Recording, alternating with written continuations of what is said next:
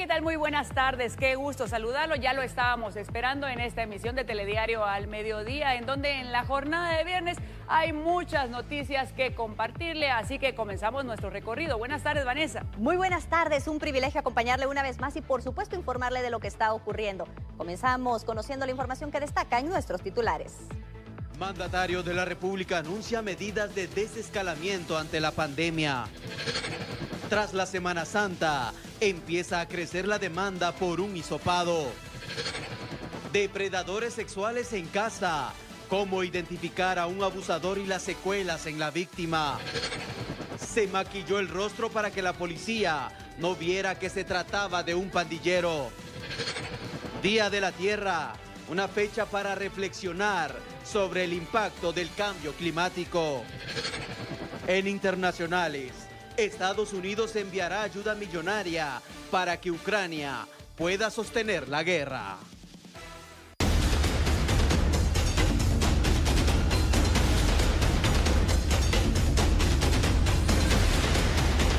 Y ahora le presentamos una serie de sucesos que se registraron durante esta jornada de viernes. Vea aquí los detalles que le hemos preparado.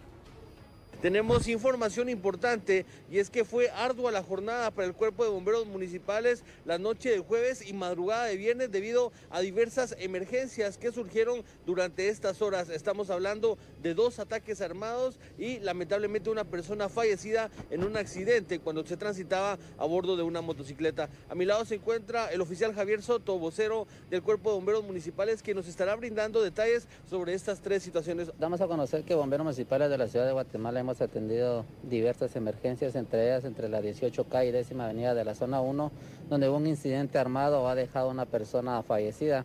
Esta persona de género masculino de una edad aproximada de 25 años. La misma no fue identificada, únicamente describimos que vestía con un pantalón de color azul y una playera de color negro. Asimismo, sobre la 1ª avenida y 3ª calle de la colonia Ciudad Real 1, esto ubicado en la zona 12 de Villanueva, un accidente de tránsito pues ha dejado un motorista fallecido. Esta persona de género masculino de una edad aproximada de 29 años, donde técnicos de emergencias médicas evalúan signos vitales donde lamentablemente pues ya se encontraba fallecido. La persona no fue identificada, únicamente describimos de que viste con una pantaloneta de color naranja y un sudadero de color rosado. Y en horas de la mañana, pues sobre la 12 avenida y 1ª calle de la colonia San Rafael, zona 18, un incidente armado en contra de una persona de género masculino de una edad aproximada ha dejado herido, por lo que inmediato técnicos de emergencias médicas efectuaron el traslado a la emergencia del Hospital General San Juan de Dios. Muchas gracias, oficial, por esta importante información. Admirable y ardua pues la jornada que realizaron los socorristas la noche y madrugada de este viernes. Estamos hablando de 3 incidentes. El primero de ellos ocurre en la 18 calle, en donde ya nos han indicado que una persona perdió la vida luego de un ataque armado. Posterior a ello, en la colonia Ciudad Real se produce un accidente de tránsito. Un hombre también que pues no pudo ser identificado porque no portaba documentos, fue pues prácticamente atendido ya por los cuerpos de socorro, pero no contaba con signos vitales, presentando un cuadro de politraumatismo general. Es una colonia Ciudad Real y amaneciendo la jornada de este viernes se produce un ataque armado. Hay mediaciones de la colonia San Rafael en donde un hombre fue herido y trasladado a la unidad de emergencia del Hospital General San Juan de Dios. Violenta la jornada, también accidentada, es parte pues de la información que se genera. Pero tras este ataque armado que ocurrió en la 18 calle de la zona 1, inmediatamente se activa el protocolo de la policía y se coordina un operativo con resultados efectivos. Los oficiales a cargo indicaron que detectaron a un sospechoso y le ordenaron que se detuviera. Este desobedeció la orden. Se inició una persecución que culminó en la 39 calle y 7ª avenida de la zona 3 de la ciudad. Allí se reporta la captura de un adulto y un adolescente, quien más tarde fue enviado a un juzgado de menores en conflicto con la ley penal. El adulto fue identificado como Cristian Omar Rodríguez Portillo, de 24 años, a quien apodan como El Colocho. El policía reportó que les decomisó un arma de fuego con algunos cartuchos útiles y la motocicleta en la cual estaban escapando.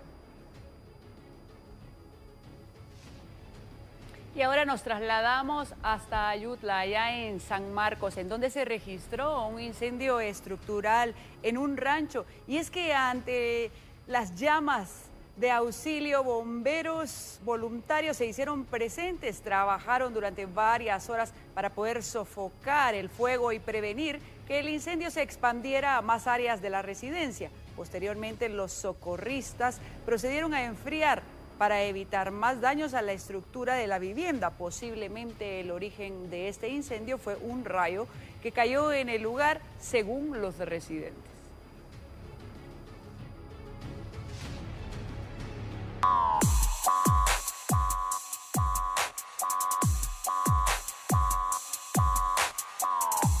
Ahora conozca los detalles sobre la captura de un pandillero salvadoreño. Él cubrió sus tatuajes del rostro con maquillaje para evitar que le reconocieran. Sin embargo, las autoridades lo detectaron y fue expulsado del país.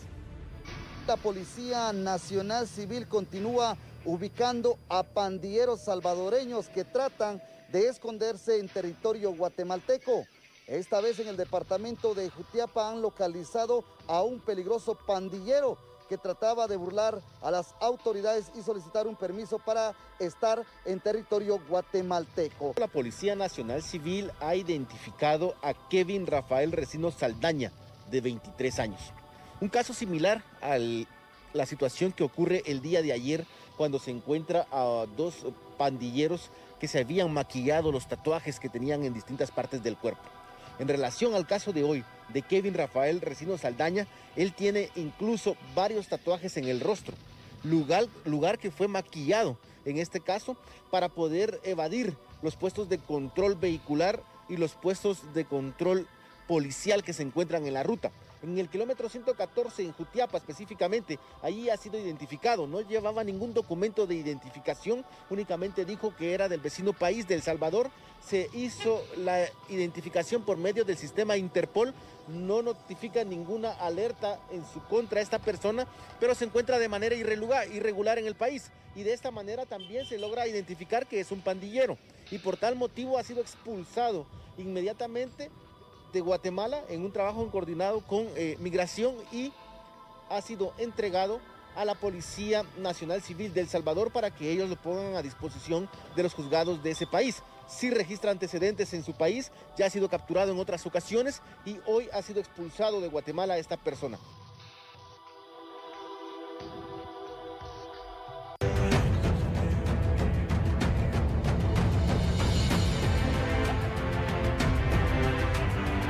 Y este viernes ya se nota el incremento de las personas que quieren realizarse una prueba de COVID-19 allá en el sector del Guarda, en la zona 11.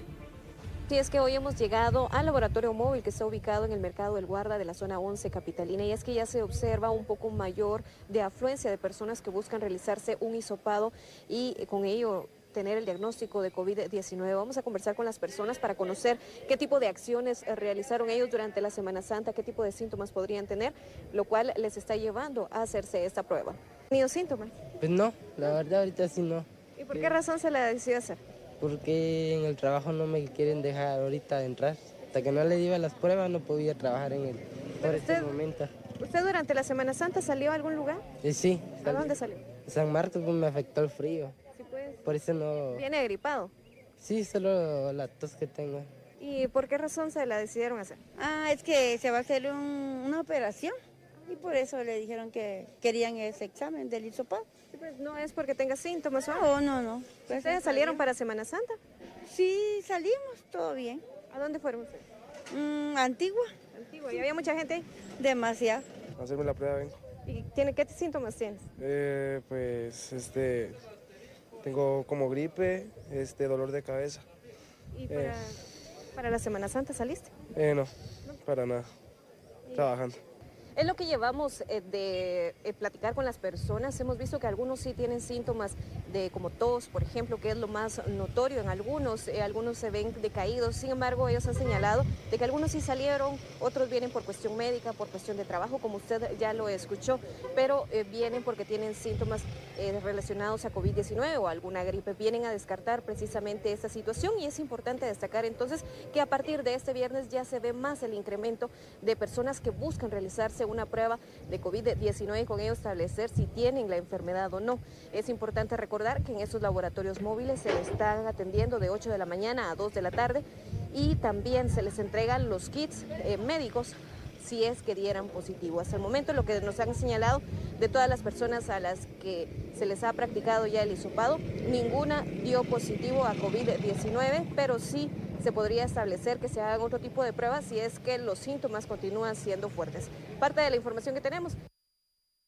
Y a propósito de este tema, vamos a revisar los datos de los recientes contagios que han localizado las autoridades de salud. Observe la tabla comparativa que nos muestra la información de miércoles y jueves de esta semana. Para el miércoles se revisaron 10.824 casos y se confirmaron positivos para coronavirus 898 personas.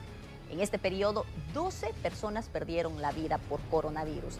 Para ayer, jueves 21 de abril, se revisaron 10.906 casos y fueron confirmados en tan solo 24 horas 1.061 casos positivos para coronavirus. En ese periodo, 18 personas fallecieron a consecuencia del COVID-19. Le recordamos que aún debemos guardar las medidas, extremar las medidas necesarias, utilice la mascarilla y mantenga la distancia correspondiente.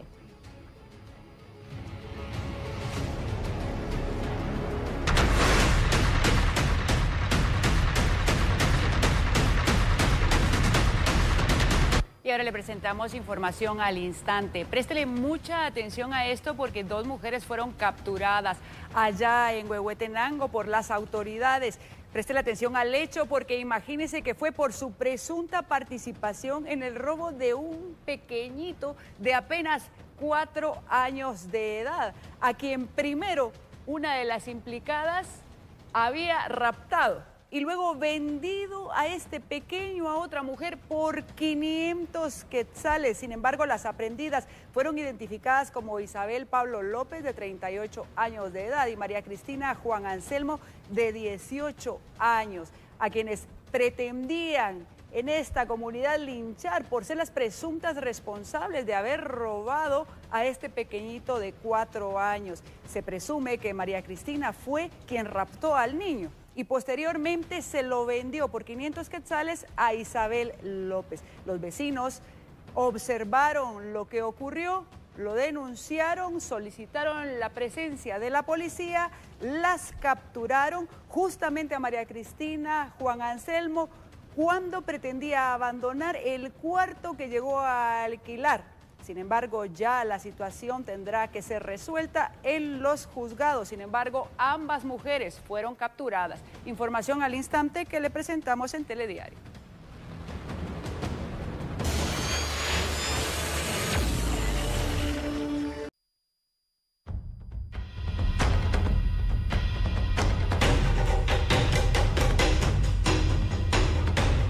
Un ataque armado se registró en la zona 6 de Misco, lo cual provocó la muerte de una persona. Las autoridades ya investigan este caso.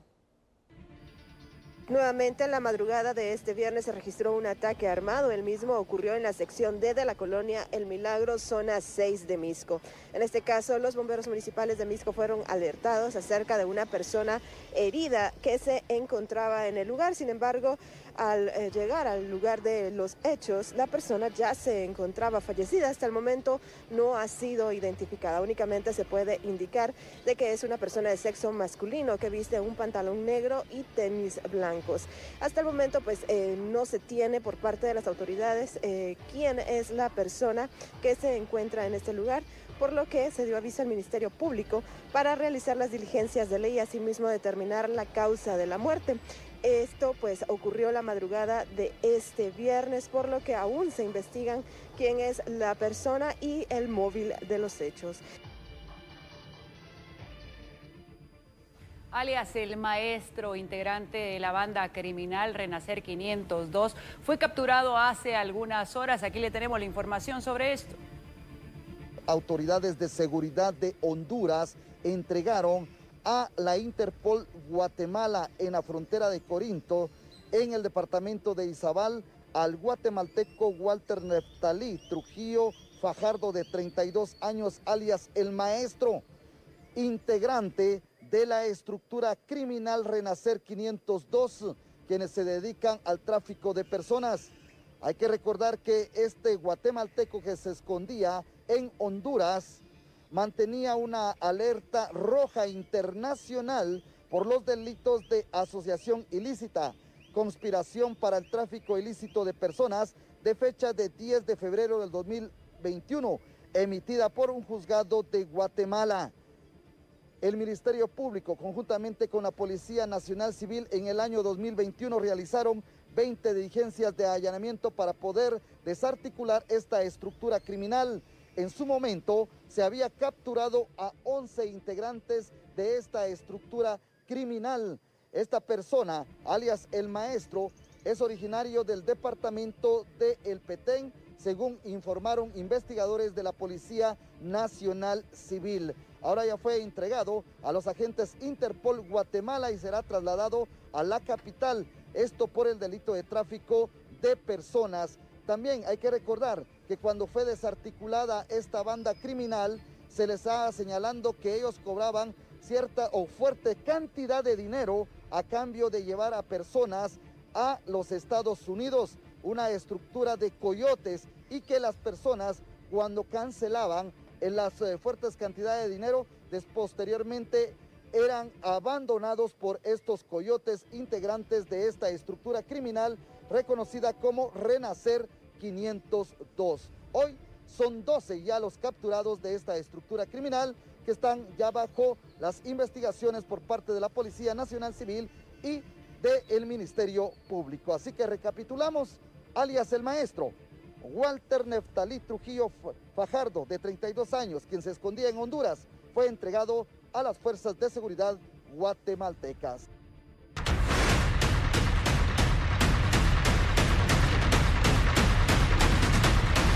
Y ahora le tenemos información al instante que se genera en Quiché, en donde los pobladores están molestos y asombrados ante la captura de un hombre de 41 años de edad. Él es Bartolo Ahmac, de 41 años, quien fue capturado por agentes de la Policía Nacional Civil en la aldea Chatemabaj, en Alotenango, Quiché. Y es que el hombre fue sorprendido por sus propios familiares cuando abusaba sexualmente de su hija de 9 años de edad. Inmediatamente dieron aviso a las autoridades y la menor también fue trasladada para que le brindaran la asistencia correspondiente en un centro médico. Así que este hombre ahora tendrá que enfrentar a la justicia, Bartolo Ahmac, por abuso sexual en contra de su propia hija.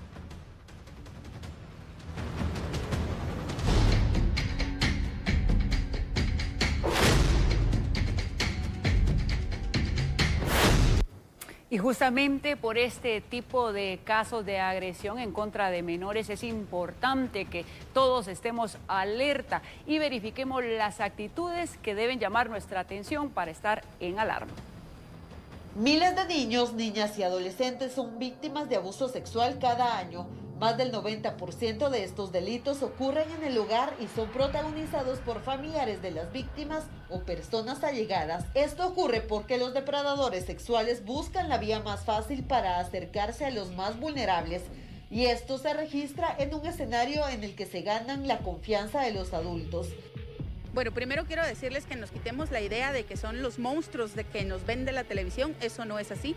Son personas realmente encantadoras, manipuladoras, que en algún momento nos dan a sentir cómodos con sus proposiciones, porque no es que de un día para otro nos quieran violentar a nuestros niños, niñas o adolescentes. Simplemente son personas que tenemos que tener mucho cuidado porque, como les digo, puede ser cualquiera. Puede ser el padrastro, el papá, el hermano, el tío, el primo. Existen algunos signos que podrían considerarse de alerta para detectar a un agresor sexual. Uno de ellos es tratar de estar cerca de los menores insistentemente. Primero tendríamos que tomar en cuenta que, como les decía, no es fácil detectarlos, pero sí nos podemos dar cuenta. Un adulto que lo único que le interesa es tener una relación cercana con un niño, es para que nos pongamos a pensar. Las relaciones interpersonales de un adulto no son con los niños, son con los adultos. Entonces, cuando los vemos muy cerca de los niños, cuando solo quieren jugar con ellos, cuando sienten que los tienen que abrazar mucho, esos son puntitos que nos tenemos que dar cuenta. No es normal.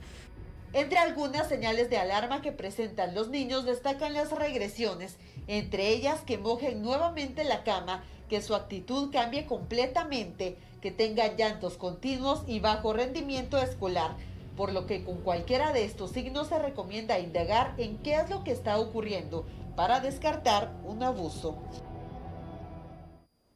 Y vea qué alarmante, en los últimos 2 meses se han realizado 890 evaluaciones forenses debido precisamente a abusos sexuales en menores de edad. Bueno, solamente en esta semana nosotros hablamos de casos de menores de edad que en un día se supieron de 6 quienes supuestamente habían sufrido una agresión sexual. De esas quitamos 2 porque en el caso de Santa Rosa se confirmó que 2 de ellas no habían sido agredidas sexualmente, pero fueron 4, 3 de 11 años y una de 13. Para esto nosotros solicitamos la información con las autoridades de cuántas evaluaciones se han efectuado, y lo que nos mencionan de enero y febrero, que solo son 2 meses del 2022, son 890 evaluaciones a menores de edad por agresiones sexuales. Este es el dato que se confirma de estos análisis que se han hecho a estas personas, 416 en el mes de enero y 474 durante el mes de febrero. También se ha manifestado por parte de las autoridades que el 95% de casos siempre son de violaciones que se dan por parte de personas conocidas, ya sea el progenitor, el padrastro, un tío, un primo, un vecino u otra persona cercana a los niños, no importando la edad y tampoco importando si son niñas o son niños. Esto es algo que ha alertado a las autoridades porque se siguen dando estos casos y solo en una semana vimos estos hechos de los menores de edad que eran niñas, y ahora se están haciendo las evaluaciones, los análisis y las indagaciones correspondientes por parte de las autoridades para determinar qué es lo que va a pasar con estos menores. Regreso con ustedes al estudio.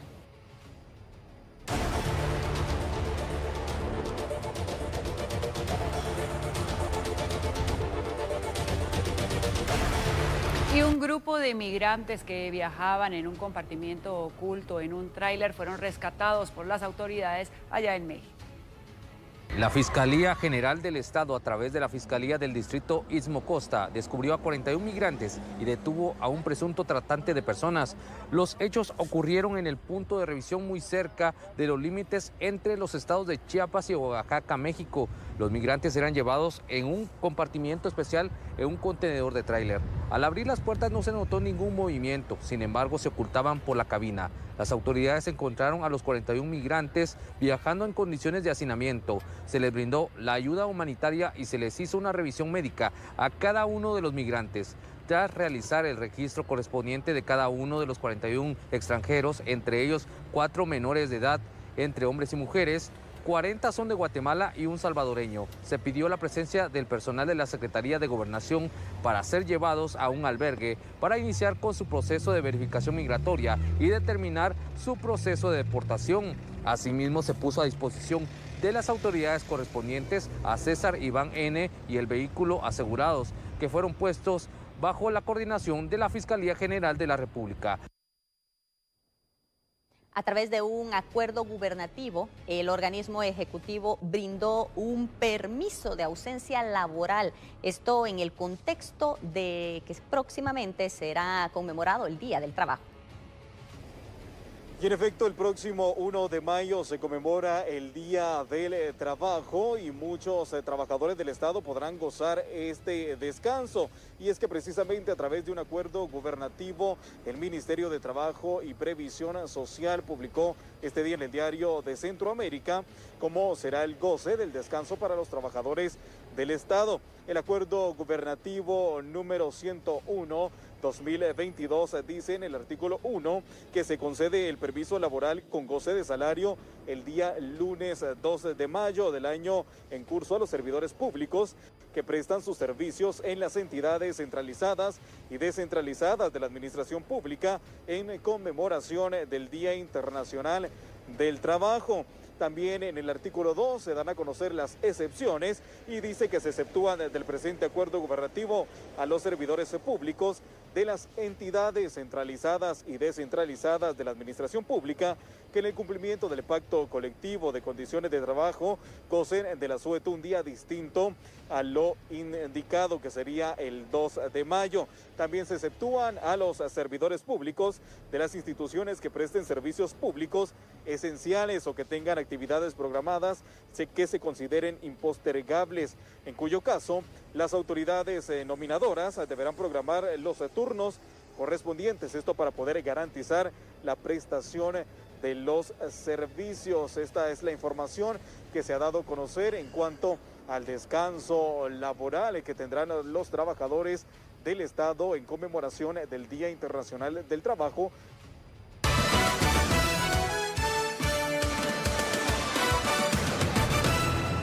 Tenemos información en desarrollo y es que el próximo miércoles en cadena nacional el presidente de la República dará a conocer las medidas de desescalada ante el tema del COVID-19. Así es, amigos de Telediario, y en efecto el presidente de la República, Alejandro Yamatei, en su gira presidencial en La Esperanza, en el departamento de Quetzaltenango, dio a conocer que a través de una cadena nacional la próxima semana estaría dando a conocer medidas de desescalamiento en el tema de la pandemia COVID-19, por lo que el mandatario augura un regreso a lo que todos conocemos, la nueva normalidad. Esto fue lo que dijo. Próximo miércoles de la semana entrante, en cadena nacional, anunciaremos las medidas de desescalamiento con el tema de la pandemia.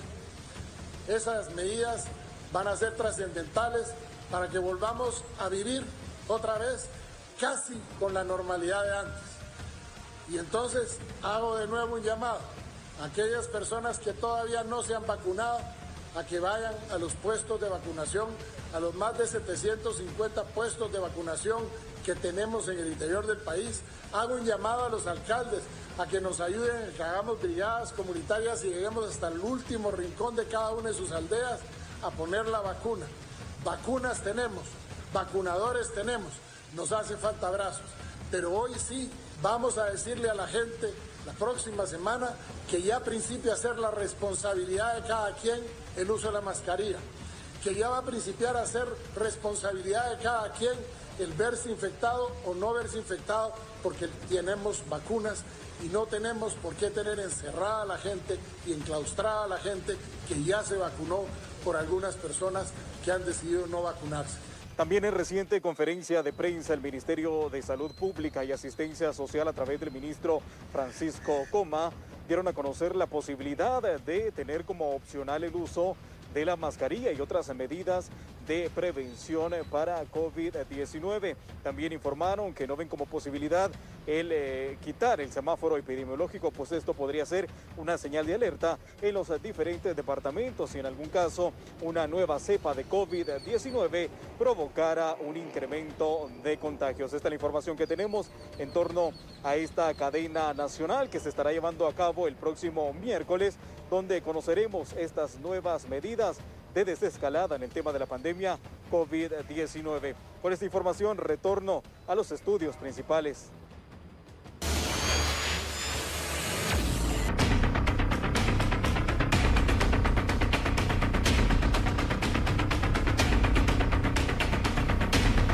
Y en el COF las autoridades realizaron desde esta madrugada una exhaustiva requisa. Precisamente en este operativo participaron varios grupos de inteligencia especial. Vea usted.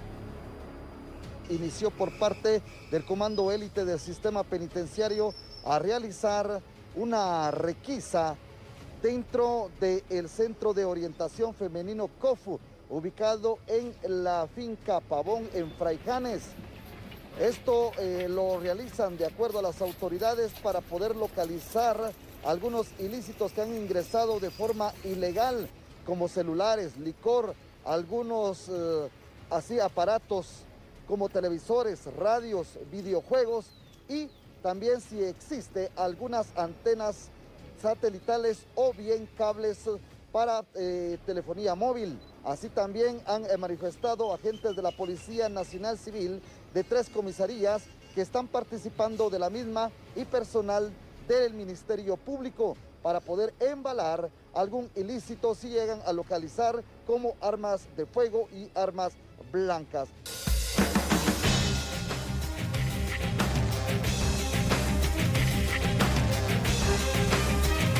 Hugo Morales ha dado un minucioso seguimiento a cómo avanza la elección del sexto candidato en la nómina de aspirantes a fiscal general. Y es que el proceso inició hace varios días, primero con los expedientes y luego con la votación justamente de la comisión postuladora. Sin embargo, ahora le damos detalles de cómo avanza este proceso.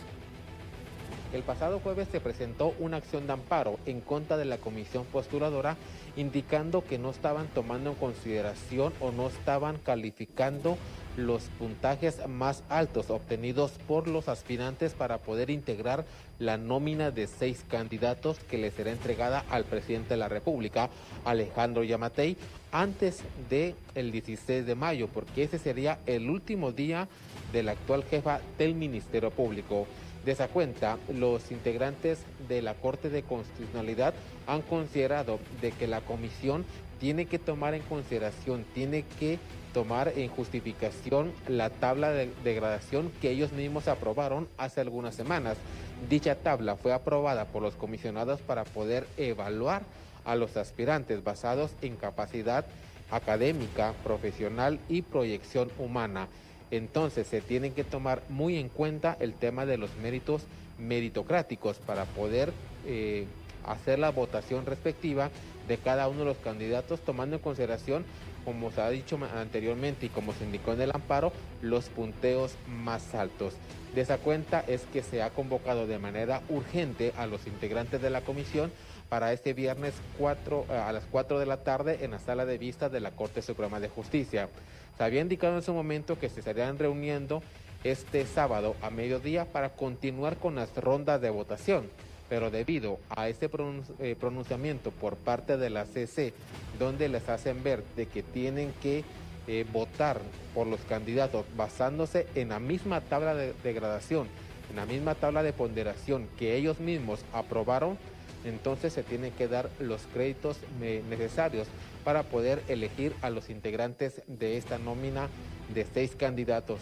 Como también lo indica la CC, hay un riesgo respecto al vencimiento del plazo que establece la ley, porque es cierto, la ley establece que el último día actual de la jefa del Ministerio Público es el 16 de mayo. El 17 de mayo tiene que estar ya en el lugar el nuevo jefe del Ministerio Público por los próximos 4 años. Entonces, antes del 16 de mayo, la comisión tiene que entregarle esta nómina de 6 candidatos al presidente de la República para que también él tome en consideración o tenga un tiempo prudencial para poder revisar los expedientes, incluso entrevistar a los 6 candidatos y que él pueda tomar la mejor decisión respecto a quién será el próximo fiscal general del Ministerio Público.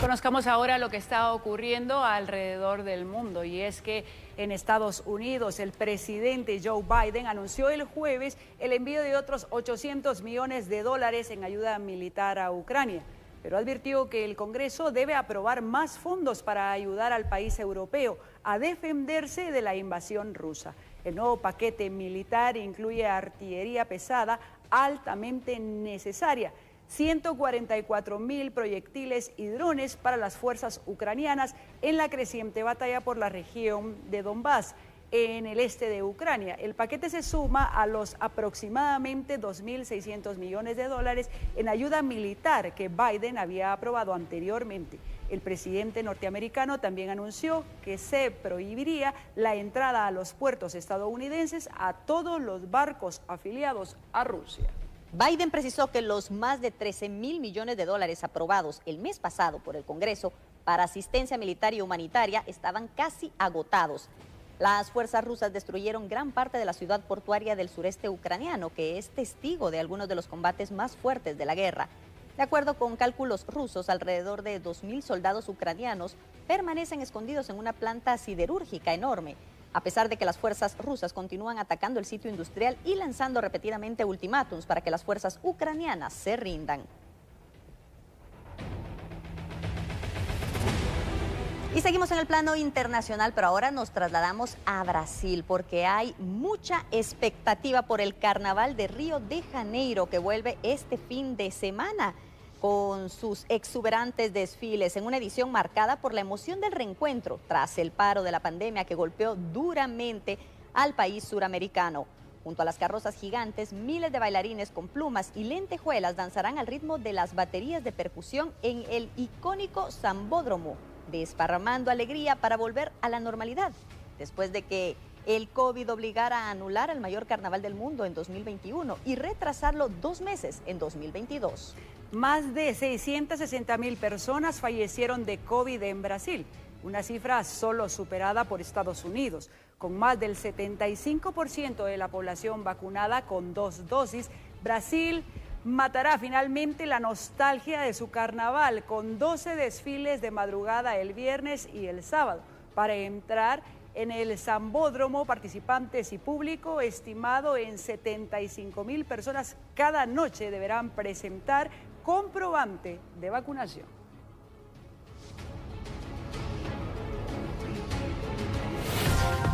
Desde 1998 en Telediario.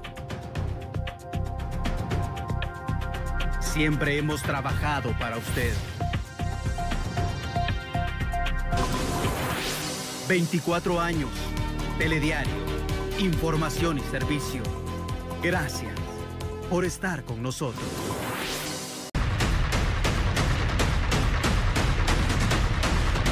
Tenemos información al instante y es relacionada con respecto a una captura. Un hombre de nacionalidad salvadoreña, el pandillero Héctor Antonio Ruiz Orantes, de 37 años de edad, fue detenido por autoridades de Polimerc en la calzada Santa Lucía, en Antigua Guatemala, Zacatepeques.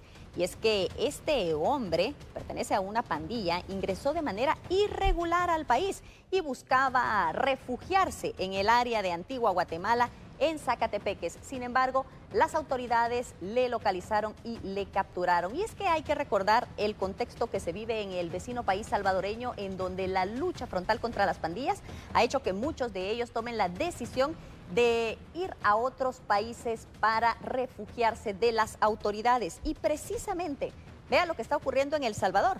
Este hombre que ve en pantalla, un pandillero, quien intentó quemarse los tatuajes. ¿Sabe por qué lo hizo?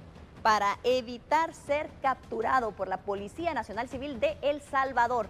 Así que intentó borrar las marcas que evidenciaban su participación en una pandilla con el propósito de no ser capturado en El Salvador.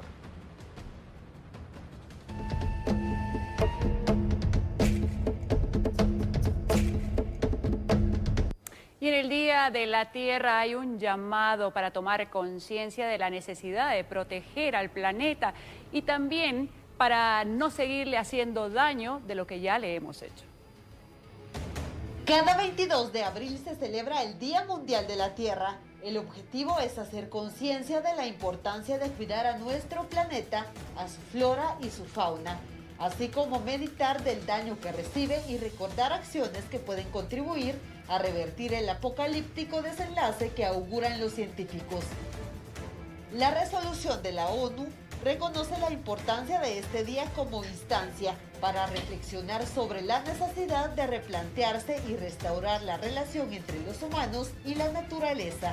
Los últimos meses, los especialistas han informado que la evidencia científica pone de manifiesto las presiones extremas que estamos ejerciendo sobre el planeta. Si bien la pandemia dio lugar a una disminución temporal de las emisiones, el rumbo aún es el aumento de la temperatura a por lo menos 3 grados centígrados en este siglo. Alrededor de 1 millón de especies de animales y de plantas se encuentran en peligro de extinción. Esto lo refiere un documento en el cual participaron 145 expertos de 50 países, en el que se advierte que la biodiversidad está disminuyendo globalmente a un ritmo sin precedentes en la historia humana y que el ritmo de extinción de especies se está acelerando, provocando graves impactos en las personas de todo el mundo. Para referirse a la población planetaria se debe hacer mención de un descubrimiento que se hizo en el 2017. de desechos químicos producidos por la actividad humana en el fondo del Océano Pacífico noroccidental y al suroeste de las Islas Mariana. Se estima que 400 millones de toneladas de metales pesados, disolventes, lodos tóxicos y otros desechos industriales entran cada año en las aguas de todo el mundo, poniendo en serio riesgo la salud planetaria. En ese sentido, el informe pide hacer las paces con la naturaleza. Asegura que las enfermedades que se originan en animales salvajes y domésticos suponen un peligro para la salud humana y la economía, como lo demuestra la pandemia de COVID-19. Una acción muy difundida y sencilla en relación al cuidado ambiental es plantar un árbol y usar artículos orgánicos o reutilizar para evitar generar más desechos sólidos. Nuestra responsabilidad para con el planeta va más allá de solo nuestra voluntad. Involucra actuar constantemente y concretamente con pequeñas o grandes acciones que irán sumando a poder alcanzar un desarrollo sostenible.